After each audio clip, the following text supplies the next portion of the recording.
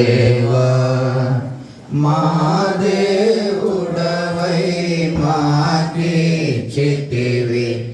ఎంతో గొప్ప శుభదినము. మా దేవుడవై మాకిచ్చితివి ఎంతో గొప్ప శుభదినము. మేమందరము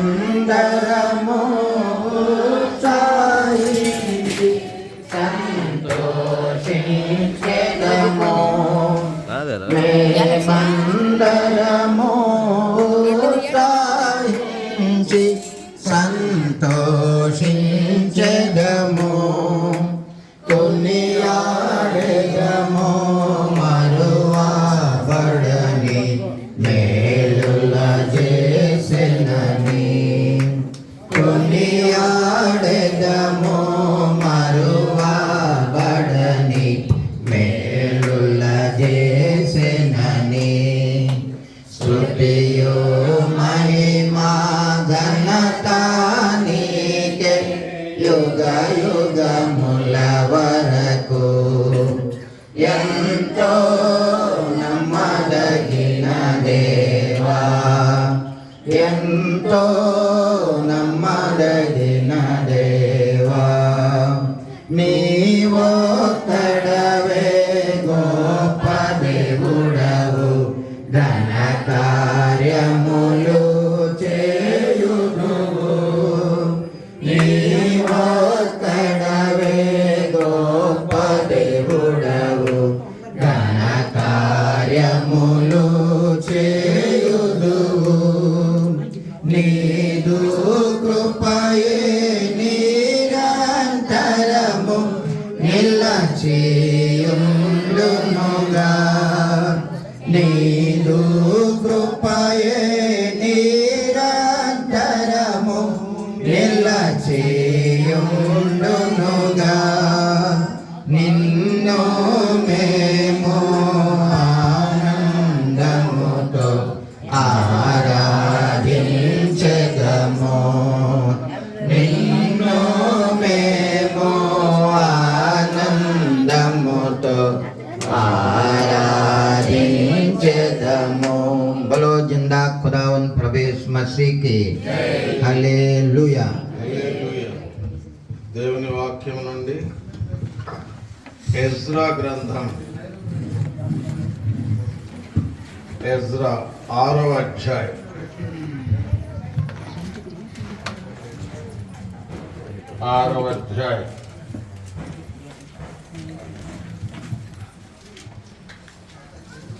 13,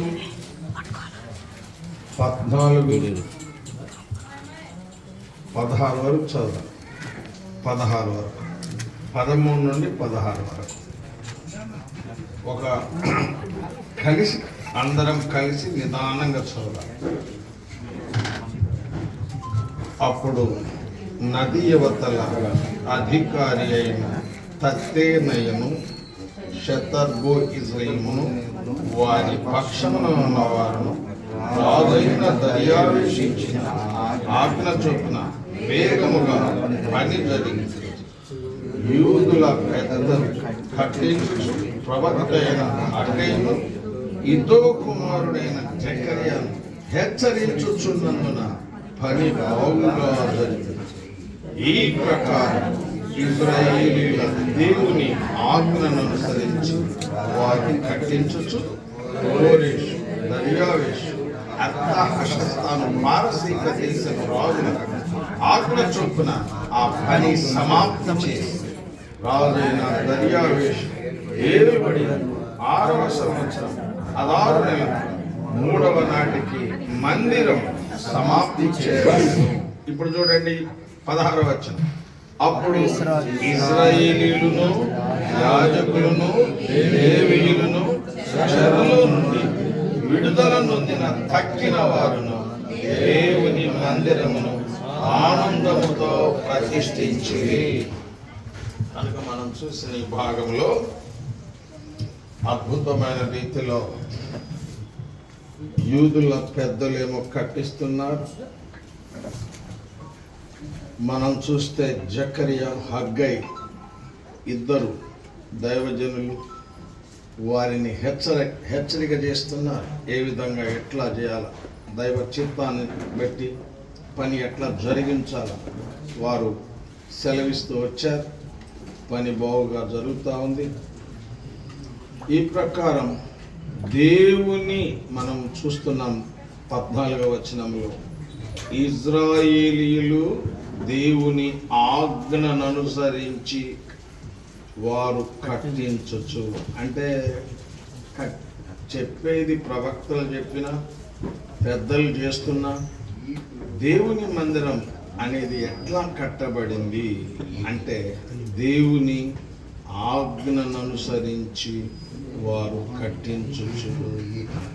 కనుక మనం చూస్తున్నాం. ఇక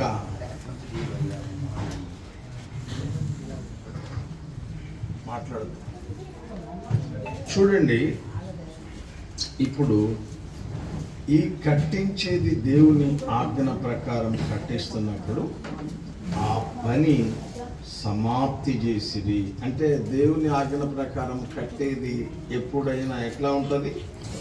సమాప్తి అంటే పూర్తిగా జరుగుతుంది. ఇక మనం చూస్తున్నాం దేవుని వాక్యంలో 16వ వచనానికి మనం వచ్చినప్పుడు, ఇజ్రాయేలీయులు, యాజకులు, లేవీయులు చెరలో నుండి విడుదల నొందిన తక్కిన వారు దేవుని మందిరమును ఆనందముతో ప్రతిష్ఠించిరి. కనుక దేవుని మందిరాన్ని ఎట్లా ప్రతిష్ఠించారు? ఆనందం. మరి దేవుని మందిరం వారి మధ్య ఉండడం అనేది వారికి ఆనందం తీసుకొని వచ్చింది. మనం దేవుని వాక్యంలో గమనిస్తున్నాం. రాజుల గ్రంథము, మొదటి రాజుల గ్రంథము 8వ అధ్యాయం, మొదటి రాజుల గ్రంథం, మొదటి రాజుల గ్రంథం 8వ అధ్యాయం 10వ వచనం చూడండి. 8లో 10, యాజకులు పరిశుద్ధ స్థలములో నుండి బయటికి వచ్చినప్పుడు మేఘము యెహోవా మందిరమును నింపెను. అంటే మహిమతో మందిరం నింపబడింది. 11వ వచనం, కాబట్టి యెహోవా తేజో మహిమ యెహోవా మందిరములో నిండుకొనగా. అంటే ఎట్లా ఉండాలి? దేవుని మందిరం మహిమతో నింపబడాలి. ఆ మేఘమున్న హేతువు చేత యాజకులు సేవ చేయుటకు నిలువలేకపోయేది. ఎక్కడ నిలవలేకపోయారు? మందిరంలో నిలవలేకపోయారు. ఎందుకని నిలవలేకపోయారు? యెహోవా తేజో మహిమ, యెహోవా మందిరం అంతా కూడా నిండుకొనుట చేత అని మనం దేవుని వాక్యంలో గమనించగలుగుతున్నాం. చూడండి, దేవుని వాక్యంలో ఇంకొక మాట,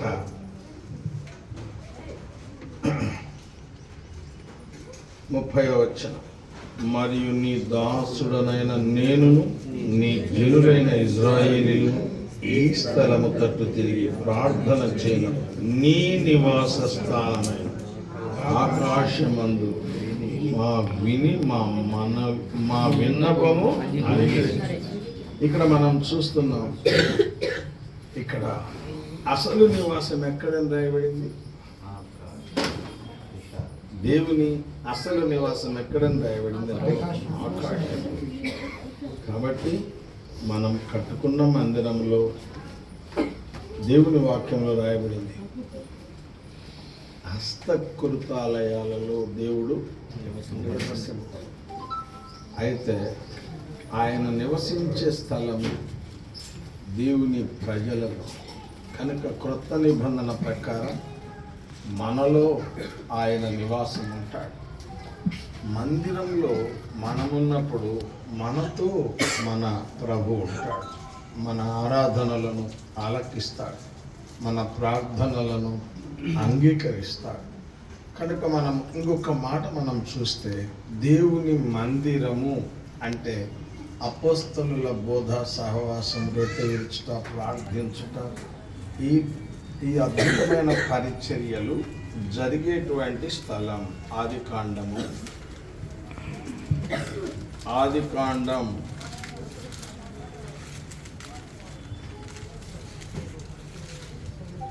28లో 17వ వచనం. 28లో 17. భయపడి, ఈ స్థలం ఎంతో భయంకరం, ఇది దేవుని మందిరమే గాని పరలోకపు గవిని ఇదే. అంటే మందిరమే పరలోకానికి గవిని అని దైవ వాక్యంలో మనం చూస్తున్నాం. ఇంకొక 1-2 వచనాలు. కీర్తన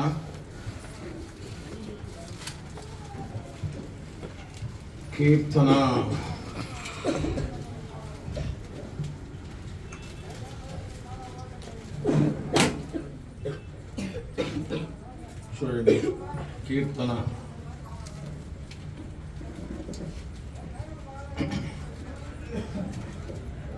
20వ వచనం, 118. కీర్తన 118, 20. ఇది యెహోవా గుమ్మము, నీతిమంతులు దీనిలో ప్రవేశించెదరు. 24వ వచనం అందరం కలిసి చదువుదాం. 24. ఇది యెహోవా ఏర్పాటు చేసిన దినం, ఉత్సహించి సంతోషించను. ప్రార్థన చేస్తున్నాం. దేవా స్తోత్రములు. నాథా, మీరెంతైనా నమ్మదగిన దేవుడు నాయన. ఇదిగో ఈ తుమ్మల చెరువు ప్రాంతాలలో మీరు మీ పాదపీఠాన్ని స్థాపించినందుకై స్తోత్రములు. ఇక్కడ పాపక్షమాపణ,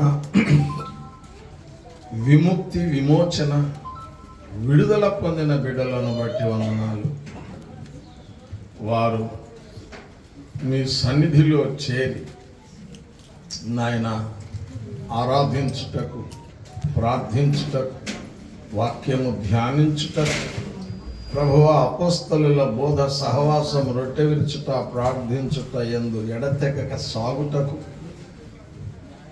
అదే సమయంలో నాయన వారు ఆత్మీయులుగా సిద్ధపరచబడి మీ రాకడ కొరకు ఆయత్తపరచబడి, దయగలిగిన దేవా, కృపగలిగిన తండ్రి, వారు నాయన పరలోక గవినయున్న మందిరము ద్వారా మోక్ష భాగ్యం, పరలోక రాజ్యాన్ని స్వతంత్రించుకునేలాగున ఈ మందిరాన్ని మీరు అనుగ్రహించినందుకై స్తోత్రం. నా మందిరం సకల జనుల ప్రార్థనా మందిరం అన్నారు. మీకు స్తోత్రములు. నా మందిరం దొంగల గుహ కాదు అన్నారు. నా మందిరం వ్యాపార పొట్టిల్లు కాదు అన్నారు. ప్రభువా, ఇది జీవము గల దేవుని మందిరం నాయన. స్తోత్రములు నాయన. మీ మహిమతో నింపండి, మీ తేజో మహిమతో నింపండి. వచ్చిన వారి మీద ఆ తేజో మహిమ ప్రకాశం దయచేయండి ప్రభువా. వారు ఆయన తట్టు చూడగా వారికి వెలుగు కలిగినని రాయబడింది. నీ ప్రభావము మా మీద నుండునుగాక అని రాయబడింది నాయన. ఆ విధముగా మీ ప్రభావము, మీ మహిమ ప్రజల మీద ప్రకాశించునుగాక. ఆత్మలు విరివిగా రక్షించబడునుగాక. సంఘము విస్తరించునుగాక. పని ప్రబలునుగాక. నలుదిశల వ్యాపించునుగాక. ఈ మందిరావరణములో చేసే స్తుతుల మీద, ఆరాధనల మీద మీరు ఆసీనుడవై అద్భుతమైన రీతిలో మీ ప్రజలను దీవించుదురుగాక. వారి ప్రార్థనలను మీరు అంగీకరించి మీ చిత్తానుసారముగా వారి కార్యములు మీరు నిర్వహించుదురుగాక. ప్రభువా, మీకు స్తోత్రములు. జీవము గల దేవుని మందిరములో జీవము గల దేవుని ప్రజలు ఎలాగూ ప్రవర్తించాలనో అట్లా ప్రవర్తింతురుగాక. సంఘము నాయన నానాటికి అభివృద్ధిలోనికి వచ్చునుగాక. మీ సేవ మీ చిత్త ప్రకారం జరుగునుగాక. ప్రభువా, మీ కరుణ హస్తము చాపుదురుగాక. నాయన, వచ్చిన బిడ్డలందరూ దీవించబడుదురుగాక. ప్రభువా, కనికరించమని ప్రార్థన చేస్తున్నా. ఇది యెహోవా గుమ్మము, నీతిమంతులందులోని ప్రవేశించెదరని రాయబడి. ఒకవేళ నాయన నీతిమంతులు ప్రవేశం, అదే సమయంలో కొన్ని తడవలు అనీతిమంతులు కూడా వస్తారు. వారు కూడా నీతిమంతులై ప్రభువా పునఃప్రవేశములో వారు కూడా అద్భుతంగా నీతిని కలిగిన వారుగా ప్రవేశించుటకు సిద్ధపరచండి. ఏది ఏమైనా మీ కార్యములు ఇక్కడ జరగాలి, మీ చిత్తం ఇక్కడ నెరవేర్చబడాలి, మీ ఏర్పాట్లు ఇక్కడ జరగాలి. ప్రభువా మీకు స్తోత్రములు నాయన. మరి ఇజ్రాయేలు ప్రజలే కాదు ప్రభువా, మరి యాజకులే కాదు, లేవీయులే కాదు, ఆనాడు నాయన మరి పెద్దలే కాదు ప్రభువా, ప్రవక్తలే కాదు, అందరూ కలిసి ఏకీభవించి ముందుకు సాగారు. అట్లానే ఈ మందిరంలో కూడా అందరూ ఏకీభావముతో ముందుకు సాగలిగినట్లు సహాయించారు. మీకే ఈ మహిమ, మీకే ఈ ఘనత ప్రభావములు ఆరోపిస్తున్నాం నాయన.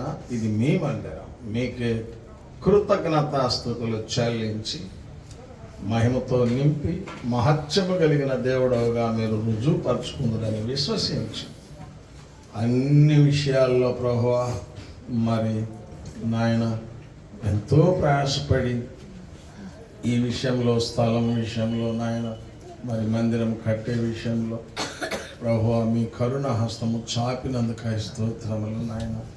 కటాక్షము చూపినందుకై స్తోత్రములు చెల్లిస్తున్నాం. డేవిడ్ గారు కుమారుడు నాయన, అట్లానే కుటుంబం, కోడలు, బిడ్డలు అందరూ కూడా సహకరించినందుకై స్తోత్రములు.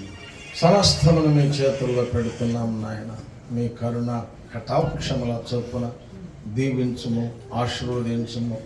మీ ఉన్నత ఉద్దేశ్యము నాయన ఈ యొక్క నా దేవ తుమ్మల చెరువు గ్రామంలో మీరు నెరవేర్చుకొనమని ప్రార్థన చేస్తూ, ఇది జీవము గల దేవుని మందిరమే కానీ వేరొకటి కాదని ప్రజలు గ్రహించున్నట్లు మీ కార్యం జరిగించుదని నమ్మి యేసుక్రీస్తు వారి దివ్య నామమున ప్రార్థన చేసి బ్రతిమలాడి వేడుకుంటున్నాం తండ్రి.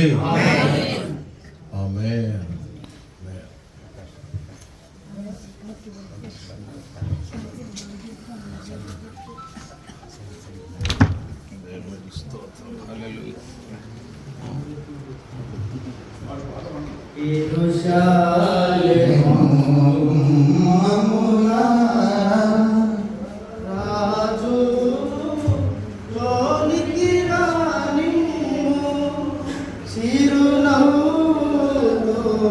ప్రభు యేసుని నేడే ఆహ్వానించుము.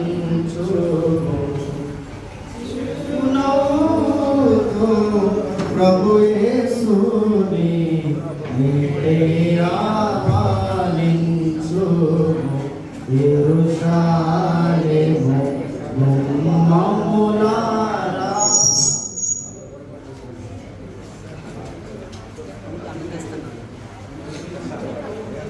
సౌండ్